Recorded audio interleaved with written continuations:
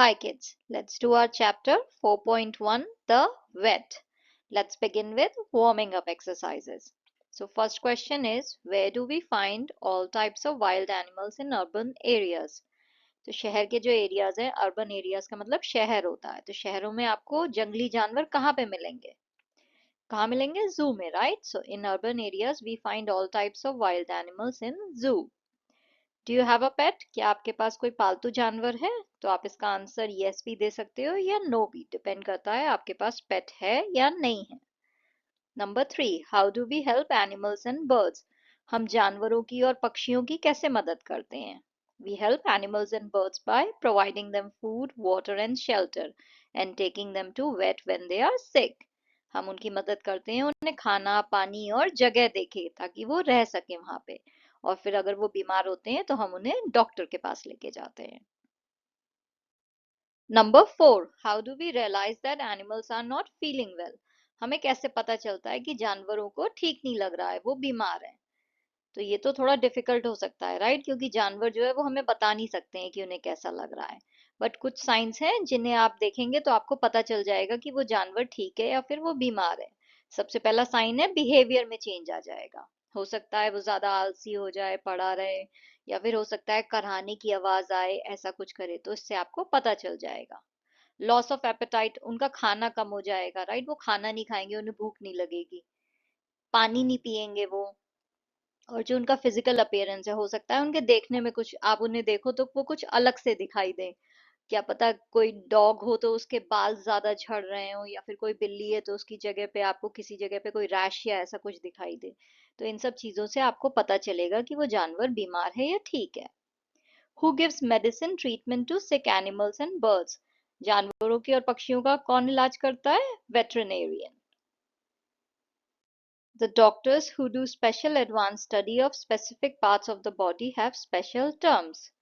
तो वो डॉक्टर जो एडवांस स्टडी करते हैं, यानी एमबीबीएस के बाद एक और डिग्री लेते हैं जिसमें वो स्पेशलाइज करते हैं किसी एक बॉडी पार्ट या किसी एक हिस्से में, वो जो है फिर उनका जो है वो उसके स्पेशलिस्ट बन जाते हैं। तो वो स्पेशलिस्ट का कुछ नाम होता है, तो यहाँ पे उन्होंने स्पेशलिस्ट दे रखे हैं और वो किस चीज का इलाज करता है वो एक कॉलम में दे रखा है। आपको इन दोनों को मैच करना है। तो डेंटिस्ट किसका इलाज करता है? दांतों का, राइट? जब दांतों में दर्द होता है तो हम डेंटिस्ट के पास जाते हैं। अगर हार्ट में कोई प्रॉब्लम हो तो हम कार्डियोलॉजिस्ट के पास जाते हैं। अगर हमें आंखों से ठीक से दिखाई ना दे तो हम किसके पास जाते हैं? ऑप्थेमोलॉजिस्ट के पास। अगर हमारी हड्डियों में कोई प्रॉब्लम हो, अगर आपको फ्रैक्चर हो जाए, तो आप किसके पास जाओगे? ऑर्थोपीडिक के पास। अगर छोटे बच्चों का इलाज कराना हो तो उनका इलाज कौन करता है? पीडियाट्रिशियन। अगर हमारे ब्रेन या नर्वस सिस्टम है, यानी जो हमारा दिमाग है उसमें कोई प्रॉब्लम हो जाए, अंदरूनी ना कि बिहेवियर में, बट दिमाग में कोई प्रॉब्लम हो तो उसके लिए हम जाते हैं न्यूरोलॉजिस्ट के पास। और अगर बिहेवियर में कोई प्रॉब्लम हो तो हम जाते हैं साइकोलॉजिस्ट के पास। जानवरों और पक्षियों के इलाज के लिए हम किसके पास जाते हैं? वेटरिनेरियन के पास। Discuss in your group and write down the most important reason why pediatrician and veterinarians have a tougher job to diagnose their patients' illnesses. तो आपको ग्रुप बना के डिस्कस करना है और ये ढूंढना है कि जो बच्चों के डॉक्टर होते हैं यानी कि पीडियाट्रिशियन, और जो वेटरिनेरियंस होते हैं यानी कि जानवरों के डॉक्टर, इनका जॉब इतना टफ क्यों है अपने पेशेंट्स की बीमारी ढूंढने में? इनके लिए इतना मुश्किल क्यों हो जाता है अपने पेशेंट्स की बीमारी पता करना? तो क्यों है इनके लिए डिफिकल्ट? क्योंकि इनके पेशेंट्स बात ही नहीं कर सकते हैं। जो बच्चों के डॉक्टर हैं उनके पेशेंट्स कुछ नहीं कह पाएंगे, राइट? बच्चे तो सिर्फ रोते रहेंगे, वो नहीं बता पाएंगे कि उनके पेट में दर्द है या सर में दर्द है। और ऐसे ही जानवर भी अपनी बीमारी नहीं बता पाएंगे। तो इसलिए जो है ये दोनों डॉक्टर्स का जॉब जो है सबसे ज्यादा टफ है। Questions written on the indent of chapter, आपके चैप्टर के हर पेज पे जो साइड में क्वेश्चंस हैं वो वाले सॉल्व करते हैं। Number 1, why is it so difficult to be a successful vet? एक सफल वेटरिनेरियन डॉक्टर बनना इतना मुश्किल क्यों है? It is so difficult to be successful vet because you need extensive knowledge as each patient has different anatomy. ये इसलिए इतना मुश्किल है क्योंकि आपको अथाह नॉलेज की जरूरत है, राइट? आपको सब कुछ पता होना चाहिए क्योंकि इतने सारे जानवर हैं और उतनी सारी उनकी बॉडीज हैं, तो सबकी बॉडी अलग अलग है, इसलिए आपकी जानकारी भी उतनी ज्यादा होनी चाहिए। Next question, what is wrong with ducks and chickens? जो बत्तखें थी और मुर्गियां थी उनके साथ क्या हो गया था? वो उनको क्या बीमारी थी? तो जो बत्तखें और मुर्गियां थी वो अंडे नहीं दे रही थी, राइट। कविता में उसने यही लिखा है। What opposite health problems do the lion and the Arctic fox suffer from? तो जो शेर है और जो आर्कटिक लोमड़ी है, उन्हें क्या प्रॉब्लम है ऐसी जो उल्टी है, कि एक को कुछ है और दूसरे को उसका ठीक ऑपोजिट है। तो शेर जो है उसे तो ठंड हो गई थी, और जो आर्कटिक फॉक्स था उसे क्या हो गया था, उसे गर्मी बहुत ज्यादा लग रही थी। Question, why have the giraffes got stiff neck? जो जिराफ है उनकी गर्दन अकड़ क्यों गई है? तो कवि ने क्या कहा है कविता में, उसने कहा है giraffes had a tiff, hence their necks are feeling stiff। उनकी कुछ जो है लड़ाई हो गई थी। टिफ का मतलब जो है लड़ाई होता है, तो उनकी किसी से लड़ाई हो गई थी, इसलिए उनकी गर्दन जो है वो अकड़ गई है। स्टिफ का मतलब होता है कोई चीज अकड़ जाना। Why does the poet call the vet omniscient? Poet जो है वो वेट को, जानवरों के डॉक्टर को omniscient क्यों कह रहा है? तो ये जो वर्ड है omniscient, इसका मतलब होता है वो इंसान जिसे हर चीज की जानकारी हो। तो वो वेट को भी ये वर्ड जो है इसलिए कह रहा है क्योंकि वेट को भी हर चीज की जानकारी होनी चाहिए, राइट। जानवरों के डॉक्टर को हर जानवर के बारे में पता होना चाहिए, तो इसलिए वो वेट को कह रहा है कि वो भी omniscient है। What is the poet's advice to you? Do you think he means it? Poet ने आपको क्या सलाह दी है, और क्या आपको लगता है कि वो सच में ये चाहता है? तो पोएट ने हमें क्या सलाह दी है, उसने हमसे कहा है कि हम जो है कोई और प्रोफेशन चुन लें, पर हम वेट का प्रोफेशन ना चुने। वो कह रहा है कि हम इंसानों के डॉक्टर बन जाएं, राइट। क्योंकि आपने देखा होगा ना, लास्ट लाइन में वो कहता है, my son don't choose this profession, instead become doctor for humans. तो वो इसलिए जो है आपको बता रहा है, ऐसा इसलिए वो कह रहा है क्योंकि वो ये नहीं चाहता है कि आप ना चुनो, वो चाहता है कि आप वेट का प्रोफेशन चुनो, बट वो ये चाहता है कि आप सोच समझ के चुनो। आपको ये समझ में आना चाहिए कि ये बहुत ही मुश्किल काम है। आप ये सोच के मत चुनो कि मैं इंसानों का डॉक्टर नहीं जानवरों का बन जाऊंगी, क्योंकि ये आसान काम है, ऐसा नहीं है। ये इंसानों के डॉक्टर से भी ज्यादा मुश्किल काम है।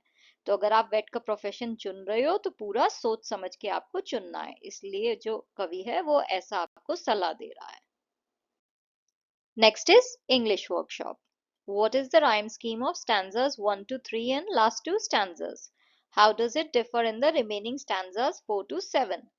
तो जो कविता है उसमें राइम स्कीम जो फर्स्ट 3 स्टैंजास की और लास्ट के 2 स्टैंजास की जो है वो है ए बी ए बी, और 4 to 7 जो स्टैंजास हैं उनकी राइम स्कीम है A B C B. Write any 5 illnesses of the animals in the poem that you find most amusing, laughable.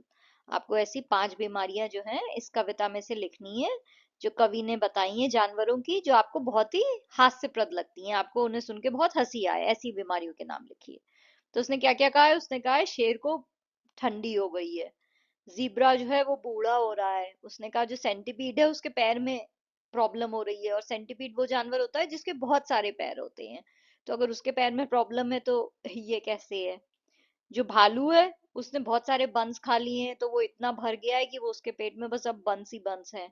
जो हाइनास है वो कीपर्स के जो जोक्स हैं उन पे हंस ही नहीं रहे हैं, जो वहां के जू कीपर उन्हें जोक सुना रहे हैं उस पे वो हंस नहीं रहे हैं। तो ये जो 5 बीमारियां हैं ये मुझे सबसे ज्यादा अम्यूजिंग लग रही हैं। Out of all names of birds and animals given in the poem, pick out 4 names that are similar in English as well as in Hindi, Marathi or your mother tongue. तो जो जानवरों के नाम कवि ने कविता में दिए हैं उसमें से आपको 4 नाम चुन के जो है लिखने हैं, जो कि हिंदी और इंग्लिश में सेम ही बोलते हैं, या फिर आपकी जो भी मदर टंग है उसमें आप अगर वो सेम नाम ऐसे ही बोलते हो, ऐसा नहीं है कि आपने उसका ट्रांसलेशन कुछ और कर दिया। जैसे लायन को हिंदी में शेर कहते हैं, तो लायन लॉयन नहीं है, पर हो सकता है आपकी भाषा में उसे लॉयन ही कहते हो। तो आपको ऐसे जानवरों के नाम लिखने हैं। तो मैंने यहाँ पे कुछ के लिखे हैं। एक तो है जीब्रा, हिंदी में जीब्रा को जीब्रा ही कहते हैं। हिप्पो को हिप्पो कहते हैं। चिंपैंजीज, कोबरा, जिराफ, कैंगारू, इन सब जानवरों के नाम जो है हिंदी और इंग्लिश में सेम है। Write 4 reasons why animals in a zoo suffer more than those who live free in the wild. आपको 4 ऐसे रीजन लिखने हैं जिसकी वजह से जो जानवर जू में रहते हैं वो ज्यादा सफर करते हैं, या मतलब उन्हें ज्यादा परेशानी होती है जब उन जानवरों से जो कि खुले जंगल में रहते हैं, फ्री जो आजाद रहते हैं। तो मेरे हिसाब से जो 4 रीजन है वो है ये। एक तो उनका स्पेस बहुत लिमिटेड होता है, राइट। जू में वो पिंजरों में होते हैं, तो उन्हें पूरा जंगल नहीं मिला हुआ है। तो जो जू के जानवर हैं वो छोटी छोटी जगह में रह रहे हैं, तो मुझे लगता है इससे भी उन्हें प्रॉब्लम हो सकती है, उन्हें स्ट्रेस हो सकता है, बोर हो सकते हैं, डिप्रेशन हो सकता है। दूसरा जो है उनका स्वास्थ्य भी खराब रहता है, वो इतना अच्छे से नहीं रह पाते हैं क्योंकि जू में बहुत सारे जानवरों के साथ वो रह रहे हैं, तो बीमारी ज्यादा फैल रही है। तो इसलिए जो है पुअर हेल्थ भी हो सकती है। पुअर न्यूट्रिशन जो है, उनको खाना भी वैसे नहीं मिल रहा है, राइट? जंगल में तो जो उनकी मर्जी है वो खा रहे हैं, तो उन्हें अलग अलग चीजें मिल रही हैं, बट जू में क्या है, उन्हें सेम टाइप का खाना जो है रोज मिलेगा, जो भी उन्हें वो दे रहे हैं जू कीपर। तो इसलिए जो उन्हें न्यूट्रिशन है वो भी पूरा नहीं मिल रहा है। और चौथी प्रॉब्लम है कि उन्हें स्ट्रेस भी होगा, क्योंकि वहां पे जो है वो और जानवरों के साथ रह रहे हैं, साथ में बार बार इंसान भी आके उन्हें देख रहे हैं। जंगल में तो कोई इंसान नहीं जाता है ना, तो सारे जानवर अपना आराम से अकेले में रह रहे हैं, उन्हें जो है बार बार कोई इंसान आके परेशान नहीं कर रहा है। तो ये जो 4 रीजंस हैं, इनकी वजह से मुझे लगता है कि जू के जानवर जो है वो ज्यादा सफर करते हैं बजाय वो जानवरों के जो जंगल में रहते हैं। Think deeply and write. Is the poet really discouraging the youth from becoming vets? तो आपको अच्छे से सोच के बताना है कि क्या कवि जो है वो सच में ये नहीं चाहता है कि जो युवा लोग हैं वो वेटरिनेरियन डॉक्टर्स बने। तो आंसर है the poem the vet by Guy Boas does not discourage the youth from becoming vets. ऐसा नहीं है, वो ये नहीं चाहता है, वो ये नहीं चाहता है कि आप मत बनो। In fact, the poem highlights the importance of being knowledgeable about animals and treating them with care and respect. हकीकत में तो यह है कि कविता जो है वो इस बात के बारे में ज्यादा जोर दे रही है कि आपको सारे जानवरों के बारे में पता हो, आप और आप हर जानवर की जो है ट्रीटमेंट जो है वो बहुत ही ध्यान से और बहुत ही रिस्पेक्ट के साथ करो। The poet emphasizes that to be a successful and competent vet, one must have extensive knowledge about animals because each patient will suffer from different diseases. वो इस बात पे और जोर दे रहा है कि अगर आपको एक सफल और कुशल वेट बनना है, तो आपको अथाह जानकारी होनी चाहिए, आपको हर जानवर के बारे में पता होना चाहिए, क्योंकि हर जानवर की बीमारी अलग होगी। The poem also emphasizes the difficulty of diagnosing illnesses in animals as they cannot communicate their symptoms like humans can. कविता जो है इस बात पे भी जोर दे रही है कि जानवरों की जो उनकी जो बीमारी है वो जानना इतना आसान नहीं है, क्योंकि वो इंसानों की तरह आपको बता नहीं पाएंगे कि उन्हें क्या प्रॉब्लम है। तो इसलिए वो आपको कहना चाह रहा है कि आप बनो वेटरिनेरियन डॉक्टर, पर पूरा सोच समझ के बनो। तो आपको इस पूरे प्रोफेशन के बारे में वो सारी जानकारी दे रहा है, ताकि आप अगर इसे चुनो तो आपको पता हो कि ये कितना मुश्किल काम है। Find out from a vet or from a website what precautions a vet has to take when he/she is called to treat wild dangerous animals. Make point-wise notes of the same. तो आपको या तो आप किसी वेटरिनेरियन doctor से बात करो या फिर आप ऑनलाइन सर्च कर सकते हो, बट आपको ये चीज ढूंढनी है कि जब कोई वेटरिनेरियन डॉक्टर जो है किसी जंगली जानवर का इलाज करता है तो उसे क्या क्या सावधानी लेनी चाहिए। तो आपको जो है पॉइंट वाइज इसका आंसर देना है। तो क्या क्या सावधानी होनी चाहिए? एक तो जो है उसे इस बात का ध्यान देना होगा कि जो जानवर है वो बंधा हुआ है। Ensure the animal is in captivity, यानी वो या तो पिंजरे में हो या बंधा हुआ हो, ऐसा होना चाहिए, वरना वो आप ही पे अटैक कर देगा। Find out the age of the animal. आपको जो है जानवर की उम्र भी पता करनी होगी, तो आपको पता होना चाहिए कि आप कैसे करोगे ये। Wear protective gear. आपको जो है सावधानी वाले जो है वो सब चीजें पहननी होंगी, जैसे कि ग्लव्स है, मास्क है, ये सब चीजें आपको पहननी होंगी। Be aware of the animals behaviour. आपको पता होना चाहिए कि उस जानवर का बिहेवियर कैसा है, कि वो अटैक कर सकता है, नहीं कर सकता है, वो इंसानों को खाता है, जानवरों को खाता है, या फिर पेड़ पौधे ही खाता है। तो आपको उसके बिहेवियर के बारे में सब कुछ पता होना चाहिए। Use proper equipment. आपको सही इक्विपमेंट का यूज करना आना चाहिए, कि उसका नर्व्स चेक करने के लिए आपको क्या करना है, उसे इंजेक्शन देना है तो वो सुई कितनी बड़ी होनी चाहिए, तो हर चीज के बारे में आपको पता होना चाहिए। और फिर आपको एक टीम के साथ भी काम करना होगा, राइट? अगर आप किसी बहुत बड़े जंगली जानवर का इलाज कर रहे हो तो आप अकेले तो नहीं कर सकते हो, तो आपको एक टीम की भी जरूरत होगी। Select any four zoo animals mentioned in the poem. Imagine that they are able to talk in English. तो आपको जो है इस कविता में से 4 जो है जू के जानवरों को चुनना है, और आपको ये इमेजिन करना है कि वो इंग्लिश में बात कर सकते हैं। फिर आपको जो है एक डायलॉग लिखना है उन चारों जानवरों के बीच में, जिसमें वो जो है एक दूसरे को अपनी बीमारी के बारे में बता रहे हैं। तो मैंने कौन से 4 जानवर चुने हैं? मैंने चुना है शेर, ज़ीब्रा, जिराफ और हिप्पो। तो शेर का नाम है लियो। वो कहता है, hey guys, have you notice something weird lately?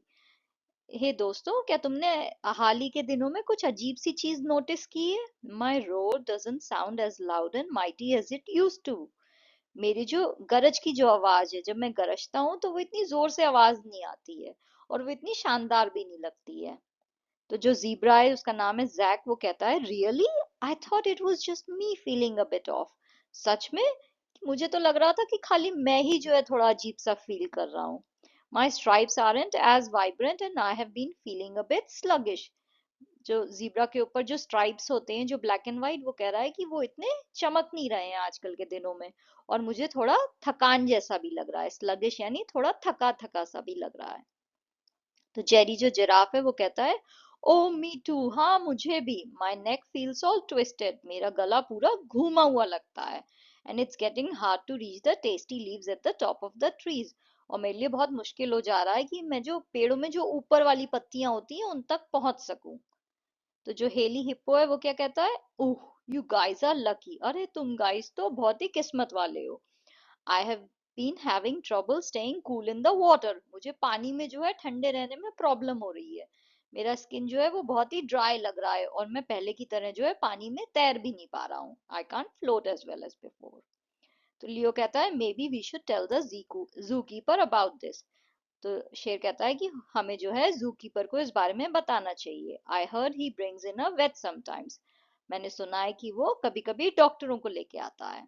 तो जैक कहता है, या maybe the vet can check us out and make us feel better. हाँ, हो सकता है कि वो डॉक्टर जो है हमें देखे और हमें ठीक कर सके। I miss my speedy runs around the enclosure, मुझे जो है वो, जो मैं तेज तेज दौड़ता था अपने पिंजरे के अंदर, मैं उसे मिस कर रहा हूँ। तो जेरी कहता है, I just want my neck to stop hurting, मैं तो बस ये चाहता हूँ कि मेरे गले में दर्द ना हो। I feel like I am doing yoga all the time, मुझे ऐसा लग रहा है कि जैसे मैं हर समय योगा ही कर रहा हूँ, इतना मेरी गर्दन में दर्द है। तो हेली कहता है, and I want to enjoy my swims again without feeling like a sundried hippo. तो वो कहता है कि मैं भी चाहता हूँ कि मैं वापस से तैरने को एंजॉय करूँ, ऐसा नहीं हो कि मैं जैसे सूरज में सूखा हुआ हिप्पो हूँ, ऐसा मुझे नहीं लगना चाहिए। Let's go ask the zookeeper for help, चलो हम जूकीपर के पास जाते हैं मदद के लिए। The four animals decide to approach the zookeeper together, hoping that the vet can figure out what's going on and help them feel better। तो ये चारों जानवर जो है ये जूकीपर के पास साथ में जाते हैं, और उम्मीद करते हैं कि जो वो वेट जो डॉक्टर होगा वो उनको ठीक कर देगा। After all, a healthy and happy जू इज अ बेटर जू, क्योंकि अगर एक जू हेल्दी होगी, हैप्पी होगी, तभी वो अच्छी जू होगी। Thank you for watching. अगर आपको कोई भी डाउट है या फिर कोई सजेशन है तो आप उसे कमेंट बॉक्स में लिख सकते हैं। Thank you.